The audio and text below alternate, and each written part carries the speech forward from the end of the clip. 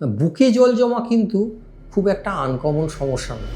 প্রায়ই শুনবেন আপনার কাছের লোক অথবা আপনার পরিচিত কারোর বুকে জল জমেছে। যদি বুকে জল জমে তাহলে সেটা কিভাবে বুঝবেন এবং কি করবেন, আসুন আজকে আমরা এই নিয়ে একটু বিস্তারিত আলোচনা করি।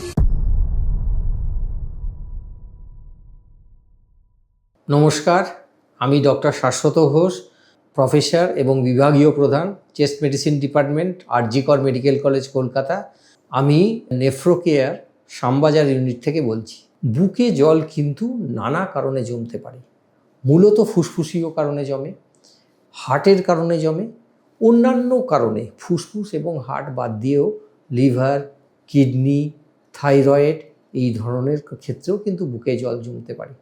এই বুকে জল জমার ব্যাপারটা হলে দ্রুত ডাক্তারের কাছে যেতে হবে এবং ডাক্তারবাবুরা এক ক্লিনিক্যাল এক্সামিনেশন করে এবং জাস্ট বুকের এক্সরে করেই কিন্তু বুকে জল জমেছে বলে দিতে পারে। এবার বুকে জল কিন্তু সবসময় যে একদিকেই জমে তা নয়, অনেক সময় দুদিকেই জমতে পারে। দুদিকে বুকে জমলে এক ধরনের অসুখের কথা ভাবা হয়, কোনো একদিকে বুকে জল জমলে কিন্তু আর এক ধরনের অসুখের কথা ভেবে হয়। যদি বুকে জল জমে তখন আমাদের বুকের একটা আল্ট্রাসাউন্ড করে এবং সেই আল্ট্রাসাউন্ড গাইড করে বুকের জলটা অ্যাসপিরেট করতে হয় নিডল দিয়ে।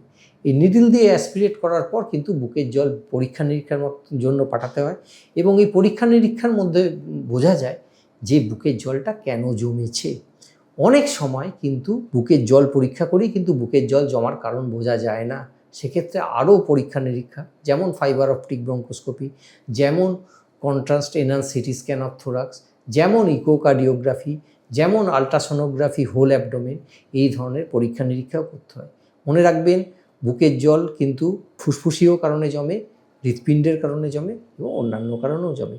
ফুসফুসীয় কারণের মধ্যে আমাদের দেশে অবশ্যই কমন টিউবারকুলোসিস, এছাড়া কিন্তু ম্যালিগনেন্সিও একটা বড় কারণ, অর্থাৎ টিবি ছাড়াও ফুসফুসের ক্যান্সার অথবা ব্রেস্টের ক্যান্সার, এইগুলো কিন্তু কমন কারণ বুকে জল জমা। কাজেই বুঝতেই পারছেন যে বুকে জল জমলে সেটা হেলা ফেলার বিষয় নয়, কারণ এই যত দেরি হবে রোগ নির্ণয়ে দেরি হবে এবং যত রোগ নির্ণয়ে দেরি হবে তখন কিন্তু চিকিৎসা করতে অসুবিধা হবে। কাজেই যদি বুকের জলজনিত সমস্যা হয় সত্বর ডাক্তারবাবুদের কাছে আসুন।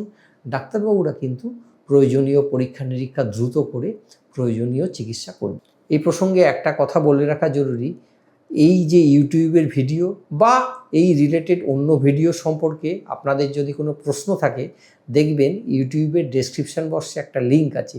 এই লিঙ্ক ক্লিক করে আপনারা আপনাদের প্রশ্ন রাখতে পারেন।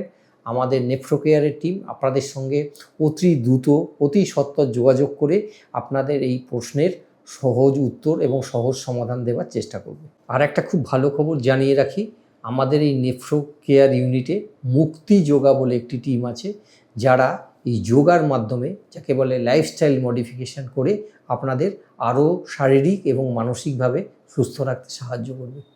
এছাড়া আমাদের এই নেফ্রোকেয়ারে আছে অভিজ্ঞ ডায়েটিশিয়ানের টিম, যারা আপনাদের ডায়েট সংক্রান্ত যে কোনো প্রশ্নের উত্তর দেবে এবং আপনাদের শারীরিকভাবে সুস্থ রাখতে সাহায্য করবে। আর সবশেষে বলি, শ্বাসকষ্টজনিত কোনো সমস্যার যদি সম্মুখীন হয় তাহলে মনে রাখবেন নেফ্রোকেয়ারে একটা পালমোনোলজিস্ট টিম আছে, যারা অতি দ্রুত সত্বর আপনাদের সঙ্গে যোগাযোগ করে আপনাদের এই সমস্যার সমাধান করতে উদ্যোগী হবে। নমস্কার, সুস্থ থাকুন, ভালো থাকুন।